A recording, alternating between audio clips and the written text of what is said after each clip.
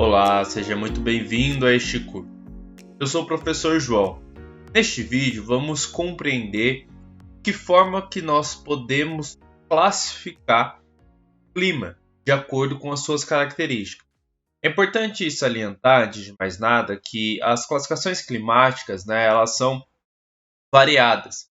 Isso significa que a literatura, os autores ao longo da história foram propondo diferentes classificações climáticas baseado em diferentes características, como fatores propriamente relacionados ao clima, como temperatura, precipitação e assim por diante, bem como outros fatores que determinados autores também utilizaram para essa classificação.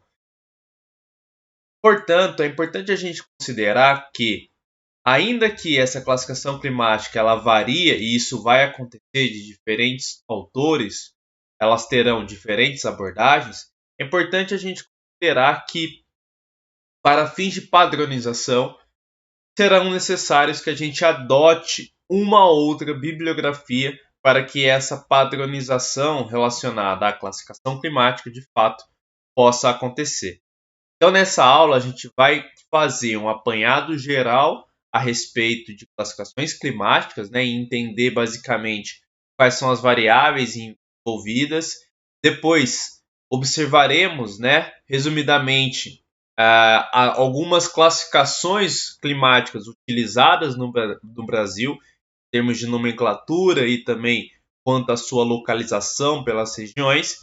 E, posteriormente, no último terço da nossa aula, temos abordar uma classificação muito interessante, mundialmente utilizada, relacionada ao clima, que é a classificação de Köppen, ou Köppen, e assim por diante. Então, antes de mais nada, para a gente iniciar a nossa aula, trago aqui uma introdução relacionada a essa temática.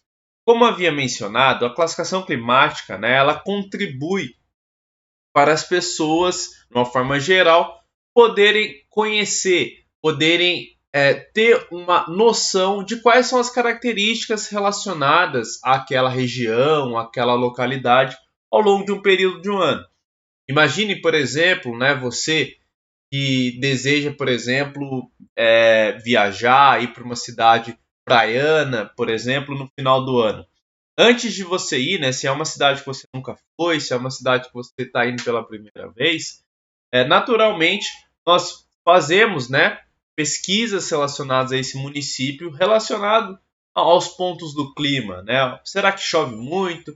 Será que nesse período do ano é um período ensolarado? Ou que tem uma maior incidência de chuva? E assim por diante.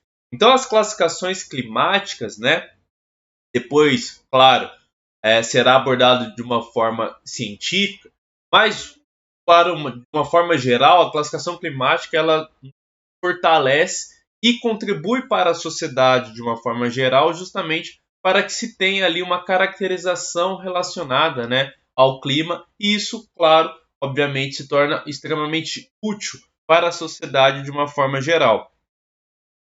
Em termos gerais, normalmente, a classificação climática ela é expressa em algumas condições e termos, isto é, variáveis específicas, como eu disse, temperatura, que normalmente tende a ser a mais comum, precipitação, temperatura e precipitação, quando eu falo precipitação, me refiro à chuva. Então, chuva e temperatura sendo as principais, mas por vezes, umidade, vento, enfim. Essas condições, elas são úteis, desde a caracterização de desenvolvimento de culturas, desenvolvimento de espécies, de alimentos, até mesmo para fins de lazer, passeio, investimento em infraestrutura e assim por diante. Então, a classificação climática ela é extremamente útil justamente para que a gente possa compreender qual o arranjo climático de uma região e, consequentemente, todas as características ali relacionadas a ela, todas as condições, melhor dizendo, relacionadas a elas possam ser, de fato, compreendidas dessa forma. Quando a gente fala de clima, né, e aí, portanto, o estudo do clima, né, que nada mais é do que a climatologia, há alguns fatores que influenciam, né, diretamente essas condições, essas caracterizações climatológicas.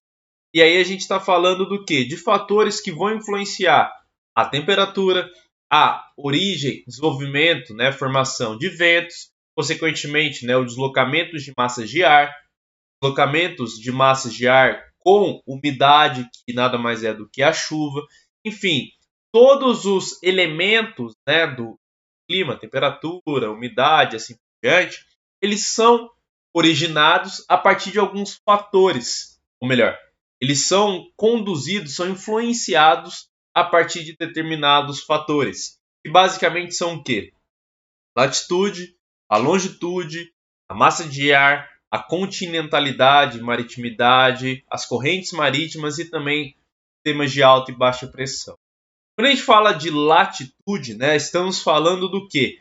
Da posição geográfica daquela localidade de interesse em relação ao globo, considerando o quê? A linha do Equador. Então, a linha do Equador é aquela linha imaginária, né, que passa bem ao centro do nosso planeta, dividindo o planeta Terra em hemisfério norte e hemisfério sul. Então, a posição da latitude, né, que vai variar na linha do Equador de 0 graus até 90 graus sul e 90 graus norte, ela vai influenciar também nessa taxa de incidência solar. E, obviamente, uma vez que a gente tem uma variação da incidência solar em cada localidade, isso, consequentemente, vai influenciar nas condições e nas características climatológicas dessa região. A altitude também é um outro parâmetro extremamente importante. Quando a gente fala de altitude, estou me referindo, né, à distância que determinado ponto está do nível da superfície terrestre mais baixo medido que nós temos, que é o quê? No oceano, nível do mar. Então, a altitude é a distância existente a partir do nível do mar até aquela localidade.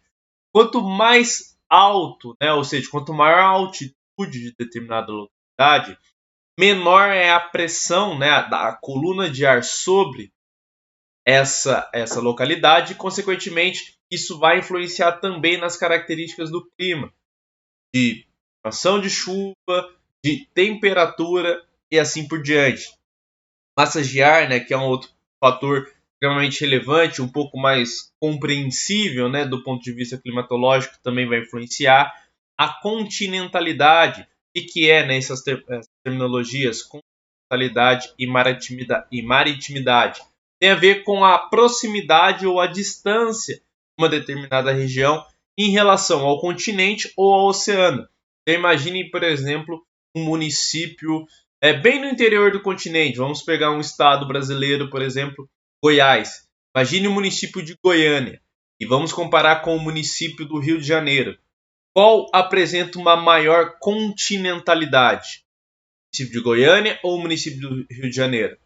O município de Goiânia, porque ele está mais próximo, né? Ou melhor, ele está mais abraçado, ele está mais localizado no continente do que próximo ao oceano. Então ele é mais continental, ao passo que o município do Rio de Janeiro ele é mais marítimo, né? Obviamente porque ele faz fronteira, né? Ele é limítrofe ao oceano. Então essas características também, né, pelo oceano principalmente ser uma fonte natural de umidade e também, né, de absorver calor diferente do que o continente, todas essas condições também vão influenciar de uma forma bem específica nas condições climatológicas dessas localidades. As correntes marítimas, né, claro, como a massa de água, ela também se desloca, né, o oceano ele não está estagnado, né, ele não está inerte, pelo contrário, ele está em constante movimento devido às correntes marítimas, e essas correntes marítimas também provocam esses deslocamentos de massas de água, às vezes mais quentes, às vezes mais frias, que também vão influenciar diretamente no contexto climatológico, além dos sistemas de alta e baixa pressão também. Então, todos esses fatores eles vão influenciar, né, diretamente nas condições climatológicas. E é importante que a gente tenha isso em mente. para que quando for analisar, né, quando a gente for observar o porquê de determinada localidade ter aquelas condições climatológicas, esses parâmetros, né, esses fatores, eles possam e devem ser considerados também nessa abordagem. Pois bem, quando a gente fala então de classificação climatológica, como eu havia mencionado no início da aula, essa classificação ela vai ter, né, diversas abordagens e nomenclaturas diferentes de acordo com o autor, né, de acordo com a autora, de acordo com a bibliografia consultada.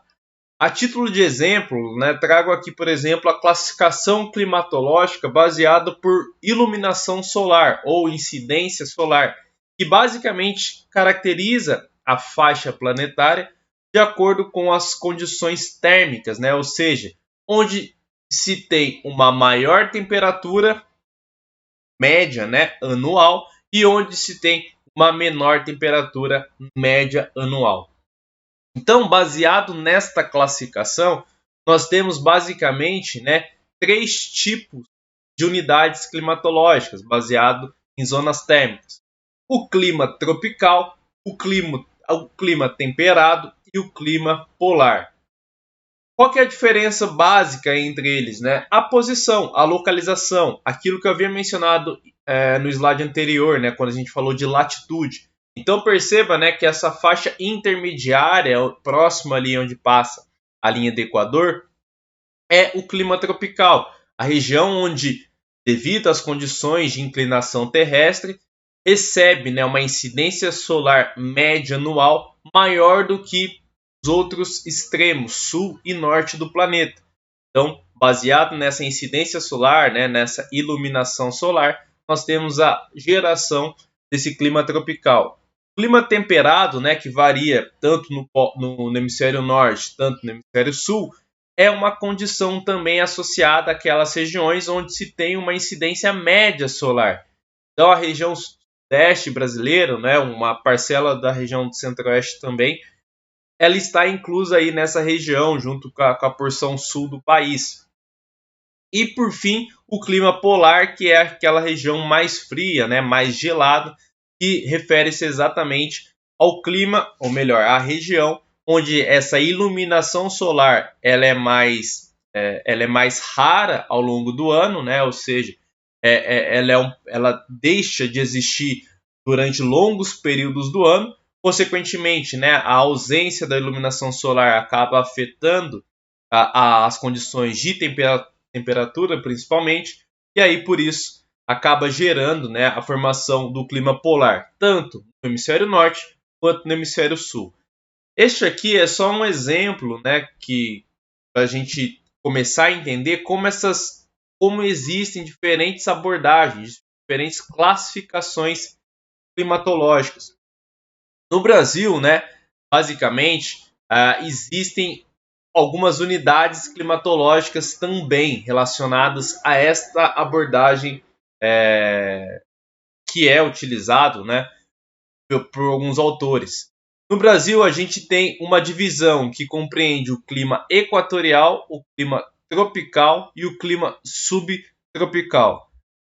Nessa visão, né, se a gente pegar o mapa brasileiro e encaixar ele, né, em termos de latitude, o país o país tem características continentais. O que isso significa? O Brasil varia, né, basicamente ao longo da sua longitude, mas principalmente em relação à sua latitude. Ou seja, a gente tem ali a região norte do país e parcialmente a região nordeste próximo, né, ou melhor, na linha do Equador. E depois, né, a parte mais ao sul do país, sudeste e sul, próximo também, ou melhor, sobre o Trópico de Capricórnio. E a região sul do país está abaixo ainda da região do Trópico de Capricórnio. O que isso significa? Né? O que isso implica? Essas variações de latitude, conforme conforme nós acabamos de ver no mapa anterior, fortalecem, né, o mesmo argumento de que, baseado nessas condições, o país também vai ter uma variação climatológica bem grande, justamente por haver uma variação quanto à sua latitude de uma forma bem extensa e específica. Então a gente tem ali, né, regiões basicamente compreendidas acima do trópico, e também tem a região sul do país que está ali num clima temperado, que obviamente, conforme a gente viu, né, mais uma vez no slide anterior, reforça a ideia de que essa região tem as mesmas características que a gente viu anteriormente, do clima mais frio, de uma temperatura mais amena. Mas é importante só, né, ter essa ideia em mente. Sempre que você, porventura, né, for observar, for caracterizar, for investigar alguma localidade, o primeiro passo é ter essa visão geral. Poxa, onde que esse país fica? Ou onde esse estado fica? Ou onde esse município fica? Será que ele fica próximo a alguma linha do Equador ou trópico de Capricórnio, né, no caso do hemisfério sul, ou trópico de Câncer, no é caso do hemisfério norte? Qual a sua localização geográfica? Porque baseado só nessa localização geográfica, principalmente, né, relacionada à latitude, você já será capaz de ter uma abordagem, né, de ter uma visão relacionada às condições climatológicas dessa região, ainda que seu estudo, sua investigação esteja de uma forma inicial, né, esteja em um estágio prematuro. Mas mesmo nesse estágio inicial, você já será capaz de fazer, né, uma caracterização inicial baseado nas condições e na sua localização quanto à latitude. Então, a latitude ela é um parâmetro extremamente importante nessa abordagem, e é por isso que ela é basicamente, né, talvez uma das principais variáveis que vão influenciar nas características climatológicas.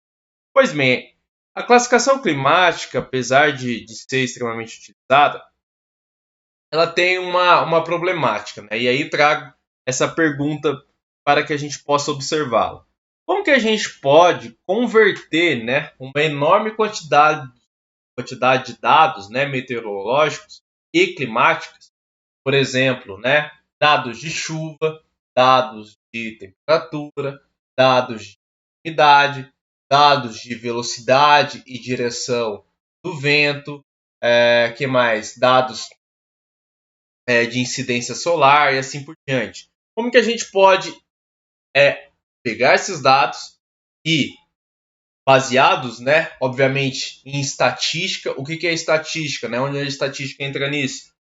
Médias máximas, séries históricas e assim por diante. Como que a gente pega todos esses dados, como que a gente consegue observar esses dados e fazer com que, a partir desses dados e pautados pela estatística, seja possível analisar o clima de uma região.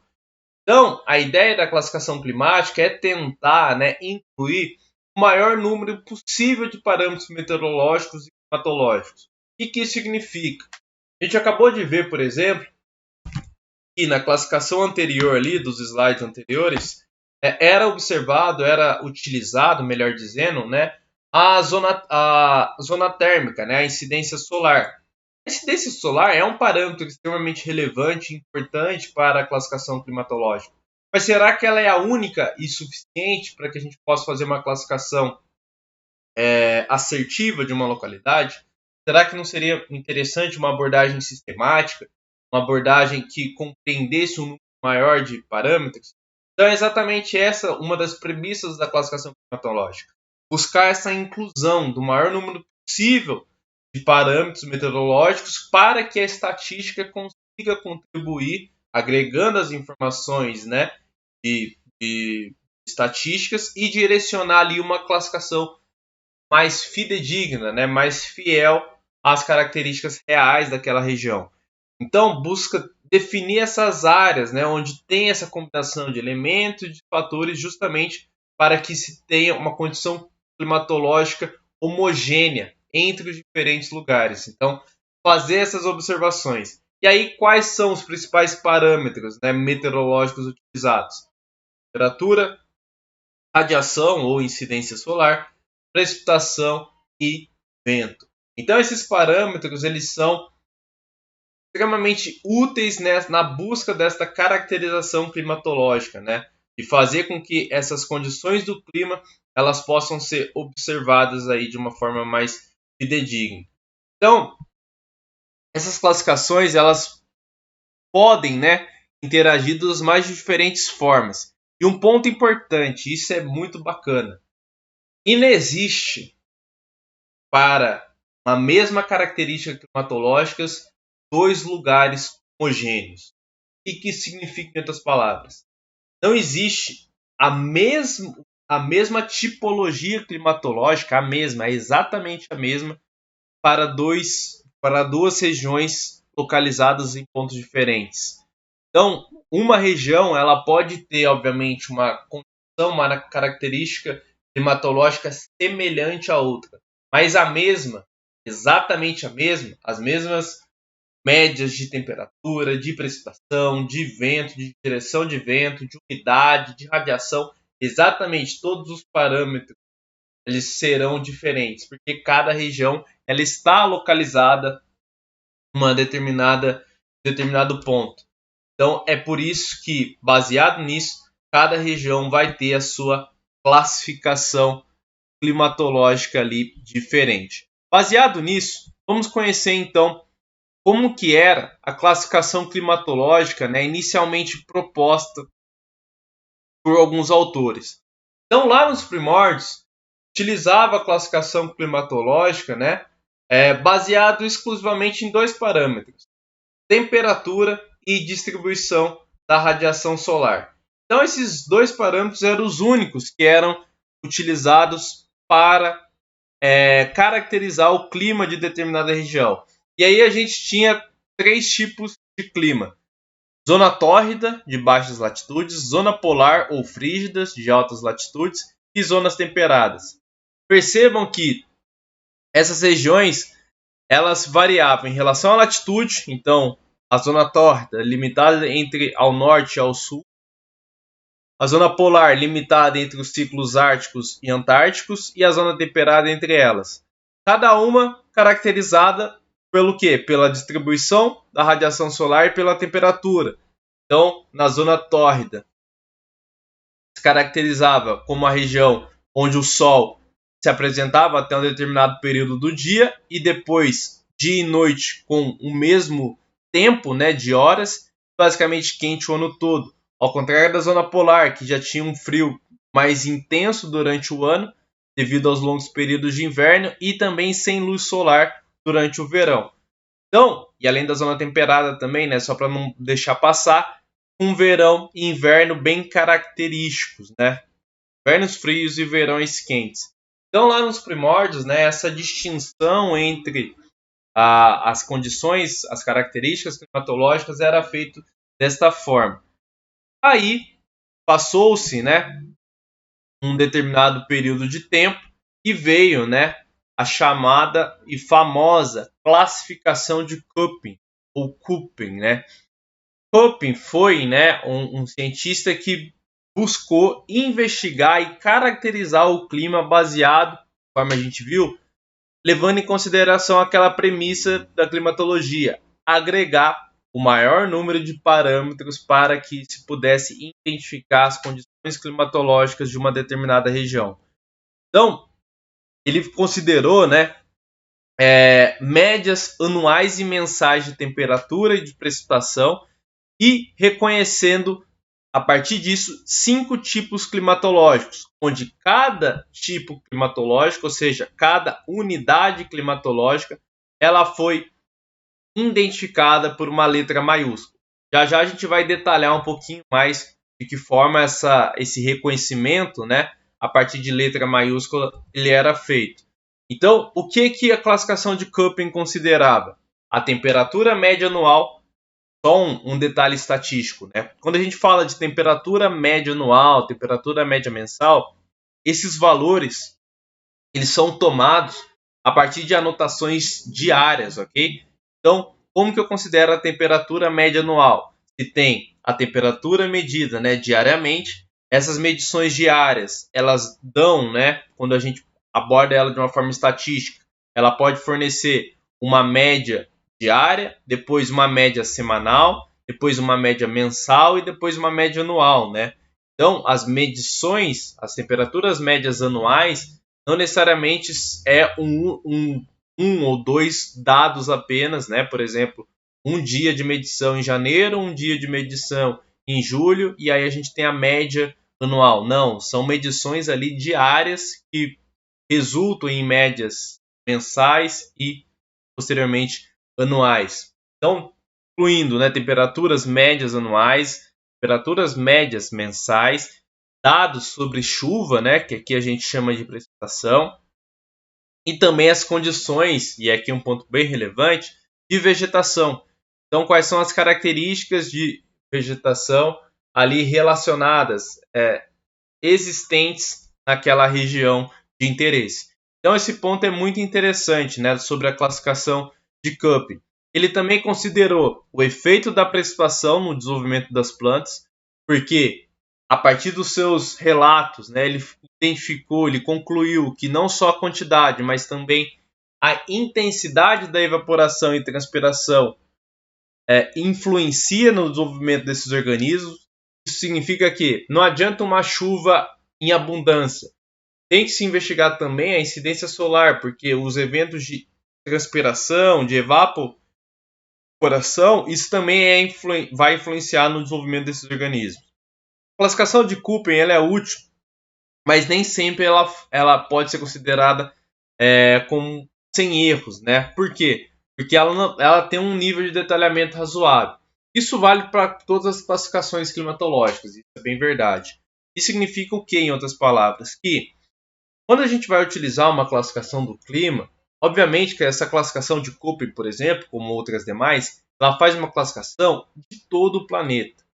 Significa que se homogeneiza, né, se tem uma homogeneização de diversas localidades pelo planeta. Significa, por exemplo, que vamos pegar o estado de São Paulo, né, a região metropolitana de São Paulo. Na classificação de Köppen, é bem provável que toda a região metropolitana de São Paulo esteja ali agrupada numa mesma classificação climatológica. Significa que o município de São Paulo tem o mesmo clima do município de Osasco?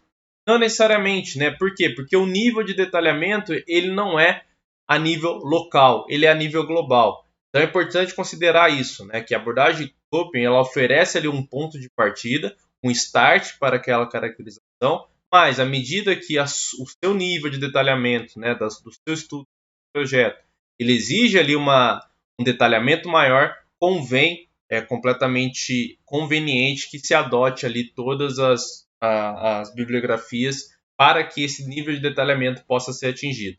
A classificação de Köppen ela não vai possibilitar este nível de detalhamento em escala local.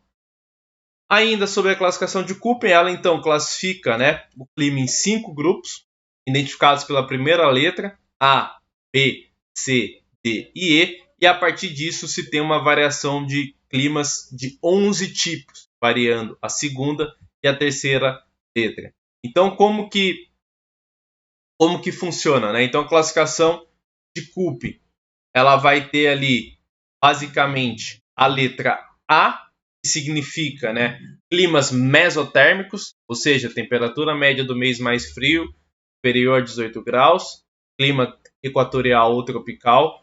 A letra B significa climas secos, e aí isso é definido como regiões onde as chuvas anuais estão abaixo dos 500 milímetros.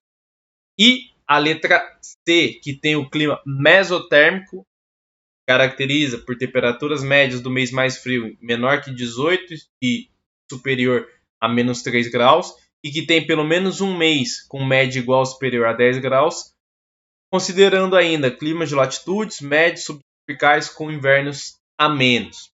Tem ainda outras duas letras, né, conforme a gente viu, 5 letras maiúsculas, A, B, C, a D, que significa climas mesotérmicos, com invernos mais rigorosos, e o E, que são climas polares. A temperatura média de todos os meses do ano são inferiores a 10 graus Celsius. Então, a primeira letra da classificação de Köppen, que basicamente a gente vai ver daqui a pouco como se fosse um código, né? Pode ter até 3 caracteres, digamos assim. cada letra vai significar uma coisa. Então, a primeira letra ela é sempre maiúscula. A, B, C, D ou E. Então, a primeira letra da classificação de Köppen sempre vai ser uma dessas. A, B, C, D ou E, onde cada uma dessas letras ela vai identificar ali uma característica relacionada ao clima. Em relação às demais letras, como que a gente tem essa subdivisão? Então, a segunda letra, pessoal, ela pode ser, né, pode receber, melhor dizendo, algumas definições. Essas definições elas vão ser característicos e relacionados à primeira letra. Como assim? Quando a gente estiver falando dos tipos de clima A, C e D, esses tipos climatológicos eles vão ter segundas letras que podem ser F, S e W. Então, o A pode ser AF, AS e AW. O C pode ser CF, CS, CW. E o D, mesma coisa, DF, DS e DW. O F significa, né, região que tem uma umidade permanente. O S que tem chuvas durante o inverno. E o W que tem chuvas no verão. O tipo de clima B ele pode ser classificado, e aí com letra maiúscula também, com S ou W. Então percebam que aqui a gente também tem SW, assim como nos casos, né, do grupo A, C e D, mas aqui será maiúsculo, ok? Porque é outra abordagem, é outra definição. Aqui o S maiúsculo, clima B, significa clima semiárido, com chuvas ali anuais entre 250 e 500 milímetros, e quando essa precipitação for inferior a 250 milímetros, a gente tem o W maiúsculo, que significa um clima árido ou desértico. E, finalmente, o E, ele vai ser classificado também com letra maiúscula, só que com as letras T ou F. O T vai significar tundra, ou seja, ao menos um mês com temperaturas médias entre 0 e 10 graus Celsius, e F, climas de calota de gelo, onde todos os meses do ano tem uma temperatura inferior a 0 graus Celsius. Okay? Então, é importante a gente ir construindo, né, essa definição, essa mentalidade que uma letra vai acompanhando a outra. Okay? Então, se lá, inicialmente, a gente fez aquela classificação de A, B, C, D ou E, a partir daquela classificação a gente parte para a segunda letra. E aí essa segunda letra ela vai acompanhar o grupo inicial que foi caracterizado. Como se a gente fosse construindo aqui um caminho. Então, se eu escolhi o caminho, melhor, escolhi não, né? Se eu caracterizei com a letra A, por exemplo, então eu vou me atentar se nessa segunda abordagem as características da chuva vão indicar uma região sempre úmida, ou de chuva de inverno, ou de chuva de verão. E assim por diante para cada uma das letras. E, finalmente, nós também temos, né, a terceira letra para algumas abordagens climatológicas específicas, que valem só para os casos C, D desse primeiro grupo e do segundo grupo somente para o caso B. Então, a classificação climatológica A e E, elas não têm essa terceira letra, ok? Elas vão ali parar na segunda letra. Ao passo que C, D e B, esses sim terão as terceiras letras. A terceira letra, no caso, né, específico do C e D, elas representam as temperaturas características da região. Então, elas vão receber a letra minúscula A para verões quentes, ou seja, regiões que têm uma temperatura média igual ou superior a 22 graus Celsius. Se for inferior, será de 22 graus Celsius. E se for o C, vai ser regiões frias. A terceira letra, que é específico para o grupo B, que a gente viu lá na primeira classificação climatológica, ela vai ter as subletras, né, minúsculas H e K, onde H representa o deserto ou um semideserto quente, com temperatura média, né, ou igual ou superior a 18 graus, e quando essa temperatura média anual for menor do que 18, ela vai ser chamada de semideserto frio, ok? Então, dando uma abordagem, né, dando uma breve visão sobre cada uma dessas possíveis combinações, digamos assim, das unidades climatológicas, né? Ou seja, primeiro grupo A, depois a segunda letra de cada um desses grupos e depois a terceira letra dos grupos C, D e E, a gente vai ter essa visão geral do mapa, né, do planeta terrestre e das suas unidades climatológicas baseados nesta classificação. Então observe que aí, nesse mapa, a gente tem todas as combinações possíveis relacionadas aos grupos A, B, C, D e E. E aí, como a gente viu, tanto A como o E, unidades climatológicas A e E, elas não vão apresentar a terceira letra de classificação climatológica, ou seja, ela só tem até 2 classificações climatológicas, ok? Enquanto que a B, a C e a D, essa sim tem até 3, ou melhor, elas terão 3 letras para a classificação climatológica. Dando uma visão geral no Brasil, né? No Brasil a gente tem então, né? Quais são as possibilidades que a gente tem? De primeira letra, a gente tem os climas A, clima quente e úmido, B, clima quente árido ou semiárido, e o C, clima mesotérmico. Em relação à segunda letra, né? Relacionada ao B e C, ou melhor, desculpa, que seria B e C, né? A segunda letra relacionada a todas essas unidades ainda. A gente tem o F, regiões com umidade predominante, o M, que são regiões moçônicas, né, predominantemente úmido, o S, de chuvas de inverno. Aí a gente tem algumas subclassificações de chuvas no outono e no inverno, que é o S', o W, que é chuvas no verão, e o W', que é chuvas no verão e outono. E a terceira letra, que representa a temperatura dessa região, né? O H quente, o A verões quentes e o B verões brandos. Então, por exemplo, né, se a gente tiver um clima CFA, então o C significa clima mesotérmico, igual a gente viu ali em cima, né? Clima mesotérmico.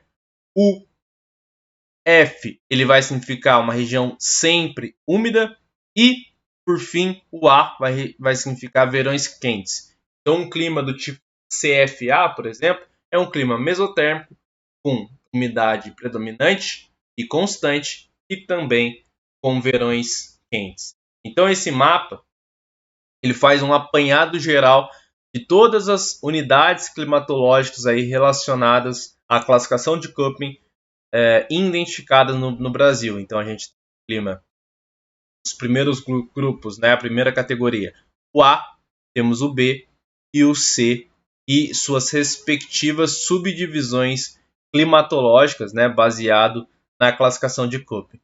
É curioso a gente observar esse mapa e também, mais uma vez, né, já encaminhando para o encerramento da nossa aula, de compreender como que, de fato, as unidades climatológicas elas vão ser influenciadas pelos fatores do clima. E aí, basicamente, quais fatores que eu gostaria de evidenciar? 2. A latitude e também, né, a continentalidade ou maritimidade. Então, a gente percebe que há uma variação relacionada à latitude. À medida que a gente está na região norte e se aproxima da região sul, há uma alternância das unidades climatológicas e também o mesmo acontece da proximidade existente para o oceano. Então, à medida que a gente flui, né, do lado esquerdo para o lado direito da figura, isto é, da costa continental, da parte continental brasileira para a parte oceânica, né, para o litoral brasileiro, a gente também tem uma variação das unidades climatológicas. Então, mais uma vez, sempre se atente a essas características, né, aos fatores climatológicos e principalmente relacionada à localização. Condições de localização elas irão influenciar diretamente e darão, né, uma abordagem geral e inicial relacionado a essas características do clima. Pois bem, então nessa aula, né, a gente pôde compreender que a classificação climatológica ela vai, de certa forma, né, formalizar sistemas que vão reconhecer, esclarecer e simplificar as semelhanças e as diferenças do clima entre as diferentes localidades geográficas. Justamente para quê? Para que se possa ter uma compreensão científica relacionada ao clima. Essa classificação, essa criação, melhor dizendo, né, dessas condições, desses esquemas, desses perfis climatológicos, elas vão seguir, obviamente, uma abordagem bem empírica. Ou seja, vai variar de acordo com o autor, vai variar de acordo com a bibliografia e assim por diante. Por quê? São baseados nessas evidências científicas, nas bases de dados que cada autor cria. O mesmo vale para a classificação de Köppen. Apesar de ser, né, a mais utilizada, né, a mais abordada, a mais evidenciada por todo o planeta Terra, ela também tem uma visão empírica. Então ela é importante para essa classificação inicial, ter um apanhado geral do planeta, mas à medida que essa escala, né, passa de um nível global para um nível local, é fundamental importância que haja ali uma classificação e uma avaliação sistemática e específica para aquela determinada localidade. Essa foi a nossa aula. Bons estudos!